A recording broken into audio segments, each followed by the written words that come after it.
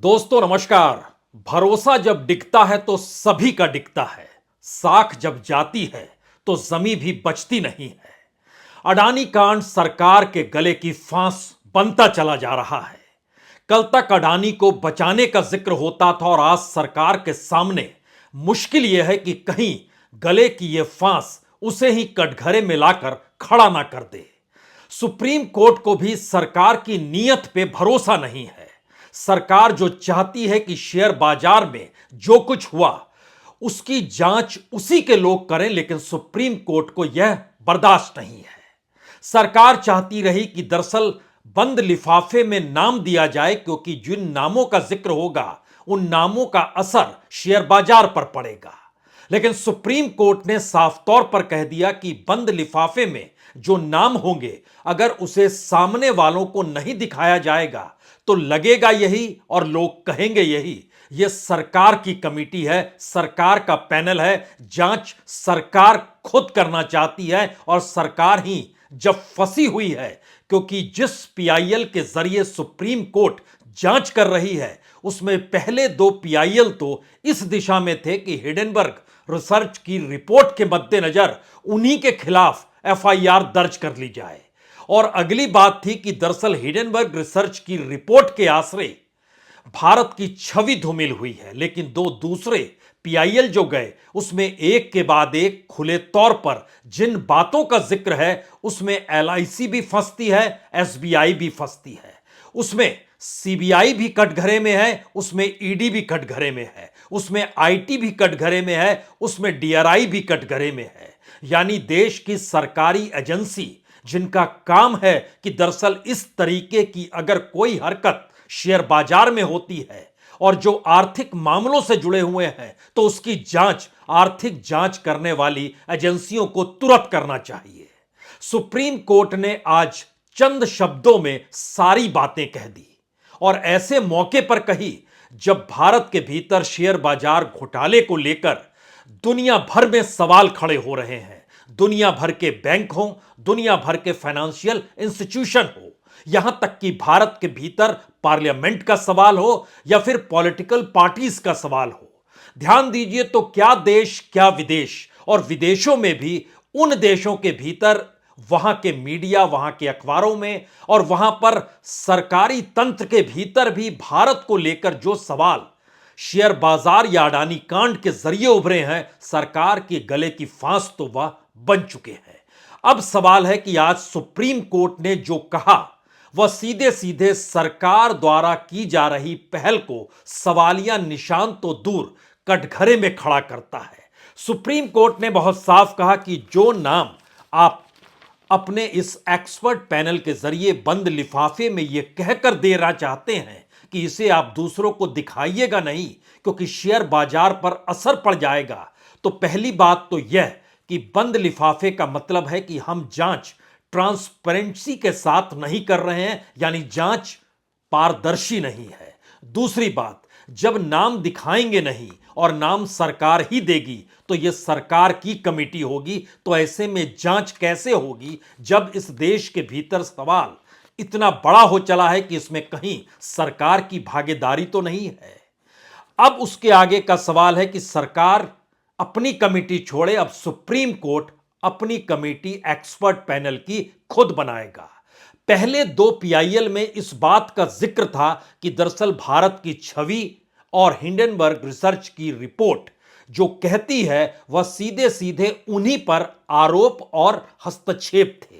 लेकिन जो दूसरे पीआईएल हुए जिसमें कांग्रेस की नेता जया ठाकुर और एक सोशल वर्कर मुकेश कुमार हैं, उन्होंने बहुत साफ तौर पर कहा कि दरअसल एलआईसी और एसबीआई की भूमिका इसमें क्या है और इतना पैसा एक ऐसी कंपनी पर क्यों लगा दिया गया जो सिर्फ वैल्यूएशन के आसरे लगातार अपने बढ़ते वैल्यूएशन को दिखलाती है और उसी आसरे बैंकों से लोन ले लेती है और उसी आसरे एलआईसी शेयर भी खरीद लेता है और वहां पर जनता का पैसा लगा हुआ है। यह कांग्रेस के जया ठाकुर द्वारा जो पीआईएल है उसमें जिक्र किया गया, लेकिन दूसरा जो मुकेश कुमार की जो पीआईएल है उसमें खुले तौर पर जिक्र है कि सेबी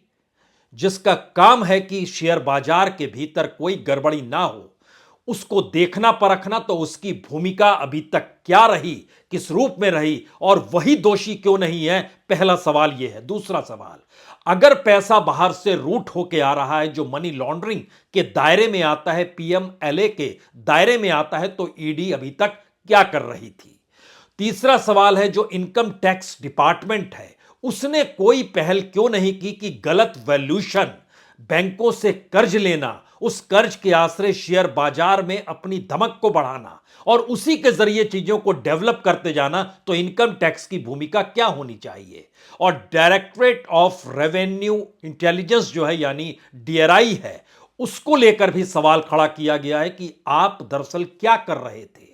यानी सुप्रीम कोर्ट के दायरे में अब इन चार पीआईएल के आश्रय सबसे बड़ा सवाल यह है कि वह जिस भी एक्सपर्ट पैनल को सामने लेकर आएगा उस पर सभी की सहमति होनी चाहिए। अगर असहमति भी होगी तो जांच का दायरा उस पैनल के दायरे में इन तमाम मुद्दों को उभारेगा। और इन मुद्दों को उभारते वक्त आज अदालत में जब जिरह करते हुए प्रशांत भूषण भी मौजूद थे, उनके जरिए भी कुछ मुद्दे रखे गए। लेकिन सवाल है, अब जो मुद्दे सामने उभर कर आ रहे हैं वह सिर्फ सेबी के भीतर रेगुलेटरी बॉडी के मातहत उसके जो पूरे कामकाज हैं उसके आगे के दायरे में ले जा रहे हैं। और आगे के दायरे में सरकार की एजेंसियों पर निशाना, इस देश के भीतर में सार्वजनिक उपक्रमों का पैसा जिस तरीके से बांटा गया उसका सवाल, और उसके अलावे यानी ट्रांसपेरेंसी, जो मॉनिटर ट्रेडिंग होती है, जो प्राइस मूवमेंट होता है शेयर बाजार को लेकर, इस दिशा में सेबी की भूमिका होनी चाहिए जो नजर नहीं आई। उसके आगे है करप्शन का हिस्सा जो कि रेगुलेटरी फेलियर दिखलाता है। यानी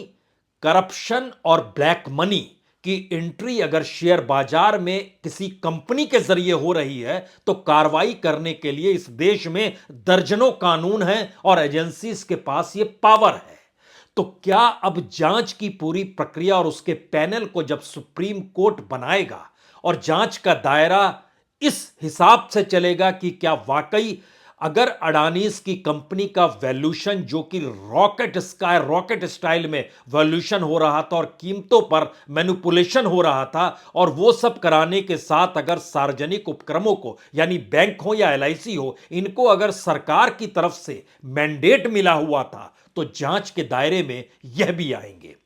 उसके अलावे सवाल है कि जो रूट्स बताए गए अलग अलग शेल कंपनियों के और जो ऑफशोर फंड हैं जो कि अलग अलग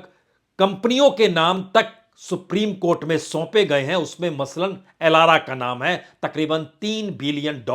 उसमें मॉन्टोर्सो का नाम है तकरीबन $4.5 बिलियन, उसमें न्यू लेनिया का नाम है जिसको तकरीबन $420 मिलियन, यानी एलारा $3 बिलियन,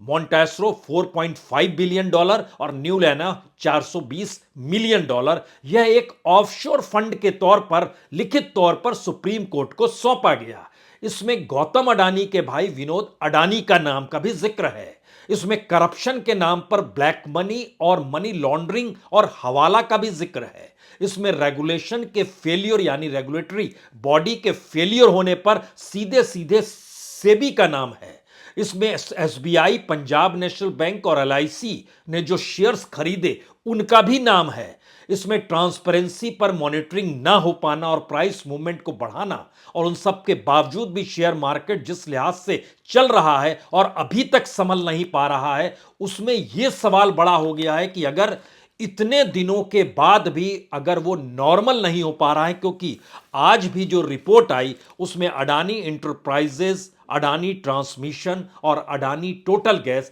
तकरीबन 5% नीचे आज भी हैं, जो नेगेटिव में है। यानी इनके शेयर्स कल की तुलना में आज भी 5% गिरे हैं। अब यहां से सबसे बड़ा सवाल शुरू होता है कि क्या सुप्रीम कोर्ट अब उस एक्सपर्ट पैनल को जो बैठाने वाला है, जिसके दायरे में अभी तक सवाल सिर्फ रेगुलेटरी बॉडी का था, उसके दायरे में उस रेगुलेटरी बॉडी से आगे निकलते हुए कॉरपोरेट फंडिंग और कॉरपोरेट के लिए फंडिंग और बैंकों का शेयर खरीदना और सरकार का मैंडेट देना, सरकार की खामोशी बरतना, ये सारे सवाल अब क्या उभर के सामने आ सकते हैं। या फिर राष्ट्रीय हित के मद्देनजर या राष्ट्रीय सुरक्षा के मद्देनजर या फिर भारत की छवि को धूमिल करने के मद्देनजर यह चंद फरलांग आगे चलकर दोबारा वापस लौट आएंगे। शायद परीक्षा इस बात की भी है, क्योंकि इन सब के बीच जो सवाल अब खड़े हो रहे हैं उसमें इस बात का जिक्र है कि सरकार अपने तौर पर जो कमिटी बनाती उसमें वही एजेंसियां और सरकार के वही नौकरशाह हैं जो सरकार के इशारे पर ही काम करेंगे। मसलन उसमें दो नाम का जिक्र बार बार आ रहा है कि ईडी के डायरेक्टर को रहना चाहिए, उसमें होम सेक्रेटरी को रहना चाहिए। अब होम सेक्रेटरी की भूमिका और ईडी के डायरेक्टर की भूमिका उस वक्त क्यों नहीं आ रही थी जब ये सारी चीजें हो रही थी? और हिडेनबर्ग रिसर्च की रिपोर्ट कहती है कि हमने 2 साल तक मशक्कत की और उसके बाद ये पूरा कच्चा चिट्ठा रिपोर्ट के तौर पर सामने लेकर आए हैं, जिसका असर भारत के बाजार पे हुआ। दूसरी बड़ी बात है कि दुनिया के अलग अलग फाइनेंशियल इंस्टीट्यूशंस और बैंकों की जो रिपोर्ट है उसमें बहुत साफ तौर पर कहा गया कि भारत के शेयर बाजार में अगर कीमत का मैनिपुलेशन होता है और अगर कोई वायलेशन इस तरीके से हो रहा है जो वैल्यूएशन को स्काई रॉकेट की तर्ज पर आगे बढ़ा दे, तो उसका असर अंतर्राष्ट्रीय तौर पर भी पड़ता है। और अंतर्राष्ट्रीय तौर पर पड़ने का मतलब यह है कि जो निवेशक हैं वो जो पैसा लगा रहे होंगे उनको भी कहीं ना कहीं इस जांच के दायरे में उनके सामने भी अब यह मैसेज रहना चाहिए कि दरअसल उनके साथ कोई बेईमानी नहीं होगी। क्योंकि भारत के शेयर बाजार के भीतर जो फॉरेन इन्वेस्टमेंट है इस दौर में, इस देश के इन्वेस्टमेंट और बाहर के इन्वेस्टमेंट के हिस्से में आप सिर्फ इतना समझ लीजिए कि 80-20 का भी ये खेल है। यानी 80% बाहर से पैसा आ रहा है, 20% यहां का पैसा रोटेट कर रहा है। और बाहर से आने वाले पैसे में जो 80% पैसा आ रहा है उसमें अगर इस दौर में लगभग 20 से 25% हिस्सा शेल कंपनियों के जरिए आ रहा है, जिसको इस दौर में दिखाया गया, अलग अलग कंपनियों का नाम जो लिया गया, तो क्या यह माना जाए कि शेयर बाजार के भीतर जो जुआ खेला जाता है या शेयर बाजार के जरिए जो वैल्यूएशन होता है वह किसी जुए के समान है, या फिर वह सत्ता के अनुकूल परिस्थिति बनाने के लिए सत्ता से राहत और रियायत देते हुए वही रेगुलेटरी बॉडी है जिनका काम ऐसी चीजों को ना होने देना है? यह सवाल अब इसलिए और ज्यादा बड़ा होते चला जा रहा है क्योंकि अंतर्राष्ट्रीय तौर पर जो दबाव है, यानी कल तक हम लोग पार्लियामेंट में देख रहे थे नारे लगते हुए और प्रधानमंत्री का छाती ठोककर यह कहना कि मैं अकेले काफी हूं, लेकिन सवाल उस जांच का है। दूसरा सवाल है कि जो गृह मंत्री ने कहा कि सब कुछ तो सामने है, उसके आगे का सवाल है कि जांच की प्रक्रिया में कैसे सब कुछ सामने है, वह तो शुरू ही नहीं हुआ है। यानी इस दृष्टि से पहली बार सुप्रीम कोर्ट ने 3 सवालों को साफ तौर पे खड़ा किया है। पहला सवाल, सरकार जिस बंद लिफाफे में नाम देना चाहती है और जो एक्सपर्ट पैनल बना के वह इस मंशा को बतलाना चाहती है कि वो नहीं चाहती है कि शेयर बाजार में कोई इफेक्ट पड़े इस एक्सपर्ट पैनल का और नाम सामने आने से, क्योंकि शेयर बाजार सेंटीमेंट से चलता है, तो वह देश हित में और शेयर बाजार के हित में नहीं चाहती है। सुप्रीम कोर्ट ने इस सोच को खारिज कर दिया। दूसरा सवाल, जो ट्रांसपेरेंसी सरकार नहीं बरतना चाह रही थी, यह कहते हुए कि हम शेयर बाजार के अनुकूल स्थितियों को रखना चाहते हैं और यह पूरा मामला सिर्फ एक कॉरपोरेट से जुड़ा हुआ है और सरकार का इससे कुछ भी लेना देना नहीं है, तो क्या इस सोच को भी सुप्रीम कोर्ट ने खारिज कर दिया? तीसरा सवाल सुप्रीम कोर्ट के दायरे से निकला है क्योंकि सरकार कोई कमेटी बनाए। अगर आपके जहन में याद आए तो ब्लैक मनी को लेकर जब पहली बार एसआईटी का जिक्र हुआ था या जांच बनने का जिक्र हुआ था, या उससे पहले जो ब्लैक मनी बाहर से आती थी उसको लेकर याद कीजिए मनमोहन सिंह के काल में बंद लिफाफे में नाम सुप्रीम कोर्ट में सौंपे गए थे और उस समय बीजेपी विपक्ष में थी और उसका कहना था कि ट्रांसपेरेंसी होनी चाहिए, ब्लैक मनी से खिलवाड़ इस देश की इकोनॉमी से खिलवाड़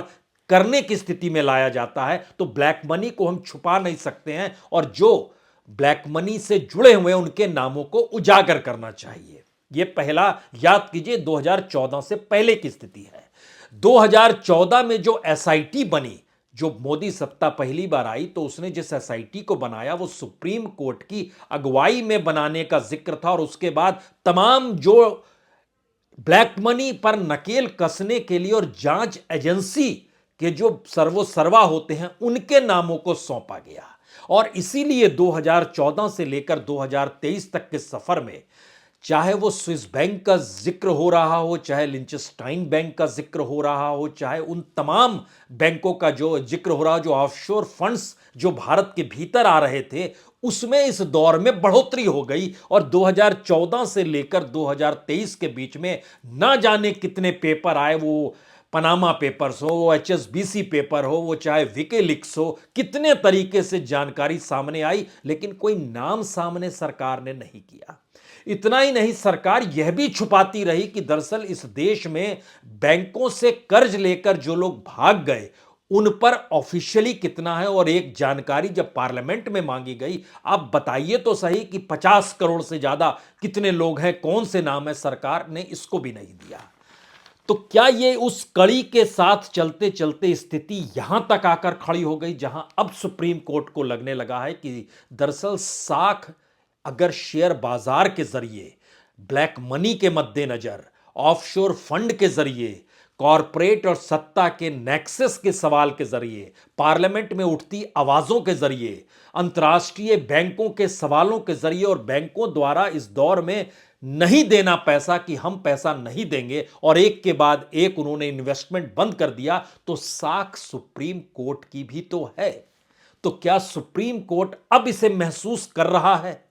कि दरअसल उसकी अपनी साख भी उन परिस्थितियों से जाकर जुड़ गई है जहां पे राष्ट्रीय और अंतर्राष्ट्रीय तौर पर इस जांच या इस पैनल या इस एक्सपर्ट पैनल को लेकर जो भी तैयारी होगी और जो भी रिपोर्ट निकल कर आएगी वो बड़े मायने रखेगी। तो क्या यह पहली बार इस तरीके से हो रहा है जो 9 साल में इससे पहले किसी कमेटी को लेकर नहीं हुआ, या फिर यह उस प्रक्रिया का हिस्सा है जिस प्रक्रिया के भीतर राफेल से लेकर पेगासस से लेकर सारी चीजें चलती चली गई और एक पीरियड के बाद वो डाइल्यूट हो गई। लेकिन इन दोनों मुद्दों के भीतर कुछ नई परिस्थिति इसलिए महत्वपूर्ण है क्योंकि इकोनॉमी अगर करप्ट है और अगर उसका वैल्यूशन गलत है और शेयर बाजार जो कि अंतर्राष्ट्रीय तौर पर इन्वेस्टमेंट से जुड़ा हुआ है उसको लेकर अगर सवाल होंगे तो शायद सरकार भी नहीं चाहेगी कि इस दायरे में सरकार खुद फंस जाए और ऐसे मैसेज बाहर जाए कि जैसे सरकार शेयर बाजार में वैल्यूशन से खिलवाड़ करती है और करवाती है, और इसीलिए रेगुलेटर बॉडी उनके अनुकूल होती है क्योंकि वहां पर किसे चेयरमैन बनना है, किसे बोर्ड में आना है, किस सदस्य की नियुक्ति होगी, यह सरकार तय करती है। तो क्या नई परिस्थिति में सरकार अपने गले की फांस बचाने के लिए इस सुप्रीम कोर्ट की जांच की प्रक्रिया के साथ इसलिए खड़ी होगी कि आने वाले वक्त में अंतर्राष्ट्रीय तौर पर इकोनॉमिक एस्पेक्ट में सरकार की छवि कम से कम बरकरार रहे? यह पहला सवाल। सरकार क्या इसलिए सुप्रीम कोर्ट के साथ खड़ी होगी क्योंकि उसे पता है कि अगर अंतर्राष्ट्रीय तौर पर भारत के भीतर बनती पॉलिसी शेयर बाजार और इकोनॉमिक एस्पेक्ट को लेकर अगर यह चर्चा छिड़ जाएगी कि गलत तरीके से चीजों को डेवलप किया जाता है तो फिर कॉरपोरेट्स पर कोई पैसा लगाएगा नहीं। और क्या सरकार को यह लगने लगा है कि हिडेनबर्ग रिसर्च की एक रिपोर्ट अगर भारत की इकोनॉमी और शेयर बाजार की नींव हिला देती है तो आने वाले वक्त में ऐसी दूसरी कोई रिपोर्ट नहीं आएगी, क्योंकि अंतर्राष्ट्रीय तौर पर अलग अलग मंचों से भारत के सबसे दुनिया के जो रईस शख्स के तौर पर जिसकी शुमारी थी उनको लेकर सवाल अगर होने लगे हैं और उनकी निकटता अंतर्राष्ट्रीय तौर पर मौजूदा मोदी सत्ता के साथ रही और तमाम डील्स अगर अंतर्राष्ट्रीय तौर पर इसी रूप में हो रही थी, तो क्या अब सरकार इस छवि को तोड़ना चाहती है या इस छवि को बचाना चाहती है? दरअसल यही पेंच सबसे बड़ा है कि बचाने की परिस्थिति में अगर सरकार ही कटघरे में खड़ी हो जाएगी तो वो जांच को हरी झंडी देगी कि आप अपनी जांच उस दिशा में ले जाइए, इस दिशा में मत देखिए। लेकिन अगर यह जांच की प्रक्रिया सरकार की उस सोच के साथ जुड़ जाएगी जहां पर एसबीआई, पीएनबी, एलआईसी पैसा क्यों दे रहे थे और इस देश के भीतर में जो जांच एजेंसी है, सेबी है, ईडी है, आईटी है, डीआरआई है, वो कुछ कर क्यों नहीं रही थी और फाइनेंस मिनिस्ट्री भी खामोश क्यों रही, तब फिर मुश्किल है। तो शायद इसीलिए होश फाख्ता सरकार के भी हैं, उसे यह आशा नहीं थी कि 3 दिन पहले जब उसने कहा बंद लिफाफे में नाम देंगे, तो कहा गया ठीक है नाम तो दीजिए, और आज सुप्रीम कोर्ट ने कह दिया बंद लिफाफा मंजूर नहीं है और हम खुद कमेटी बनाएंगे और उसके बाद स्थिति सरकार के भीतर की या शेयर बाजार की, इसमें स्ट्रेंथ मिलेगी या सेंटिमेंट्स खिलाफ जाएंगे। लेकिन आखिरी सवाल जो सबसे बड़ा है, भारत के भीतर में किसी भी कॉरपोरेट की हैसियत राजनीतिक सत्ता से बड़ी होती नहीं है।